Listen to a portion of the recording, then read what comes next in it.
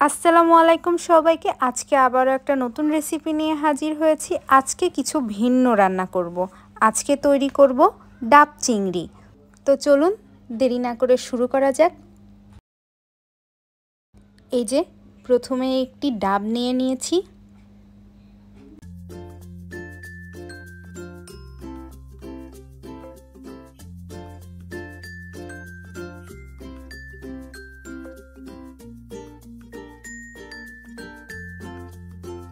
চিংড়ি মাছগুলো যাতে ডাবের ভেতরে ঢোকানো যায় সেই পরিমাণ মাপ নিয়ে ডাবের মুখটা কেটে নিয়েছি এবং শাঁসগুলো বের করে নিচ্ছি।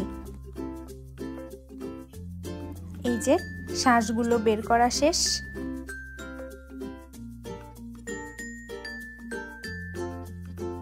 ডাবের পানিটাকেও আলাদা করে নিয়েছি। এই পর্যায়ে চিংড়ি মাছগুলো নিয়ে নিয়েছি। চিংড়িগুলো দেখে হয়তো আপনারা আকারটা অনুমান করতে পারছেন।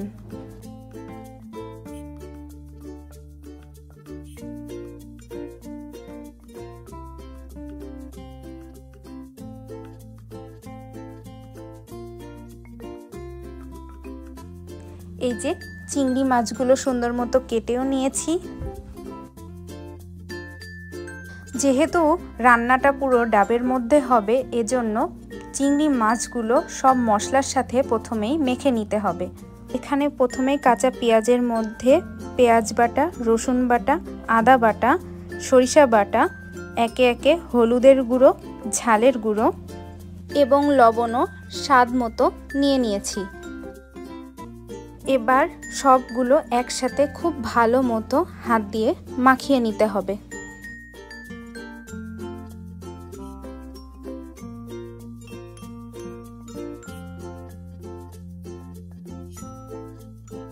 এখন এই মাখানো মশলাটার মধ্যে ডাবের শাঁসের পেস্টটা আমরা দিয়ে দিলাম।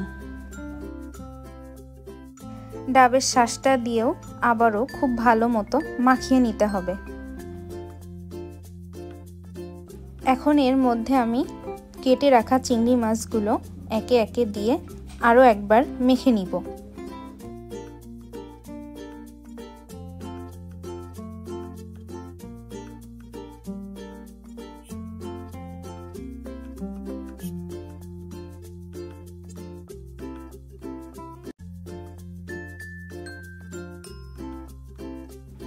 এর মধ্যে পরিমাণ মতো তেল দিয়ে নিচ্ছি।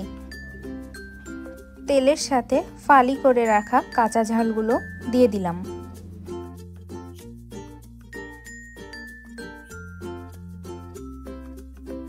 এখন কেটে রাখা ডাবের খোলার মধ্যে একে একে প্রথমে মাছগুলো দিয়ে দিচ্ছি। এরপর উপরে সুন্দর মতো মাখানো মশলাটাও দিয়ে দিব। এটার ভিতরে খুব ভালো মতো সেট করে নিতে হবে যাতে মশলাটা প্রত্যেকটা মাছের মধ্যে পৌঁছায়। এখন ডাবের কেটে রাখা মুখটা দিয়ে এটা সুন্দর মতো ঢেকে দিতে হবে। এখন রান্নার জন্য গ্যাসের উপরে একটা স্ট্যান্ড দিয়ে তাপ লো টু মিডিয়ামে রেখে এখানে ডাবটা সুন্দর মতো বসিয়ে দিতে হবে। খেয়াল রাখতে হবে যাতে ডাবের ভিতরের তাপটা খুব ভালো মতো পৌঁছায়। এক্ষেত্রে চিংড়ির রং পরিবর্তন হলেই বুঝবেন রান্না হয়ে গেছে। এই যে রান্নাটা শেষ, কালারটা দেখে বুঝতে পারছেন যে কখন নামাতে হবে। খুবই মাখা মাখা একটা টেক্সচার এসছে।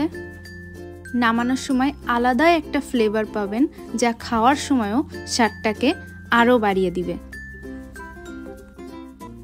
ব্যাস তৈরি হয়ে গেল মজাদার ডাব চিংড়ি। এরকম আরও মজার মজার রেসিপি পেতে অবশ্যই ইউটিউব চ্যানেলটি সাবস্ক্রাইব করবেন, পাশে থাকা বেল আইকনটি ক্লিক করবেন এবং আমাদের ফেসবুক পেজটি অবশ্যই ফলো লাইক দিয়ে পাশে থাকবেন। এবং আরও কী ধরনের রেসিপি চান অবশ্যই কমেন্ট বক্সে জানাবেন। ধন্যবাদ।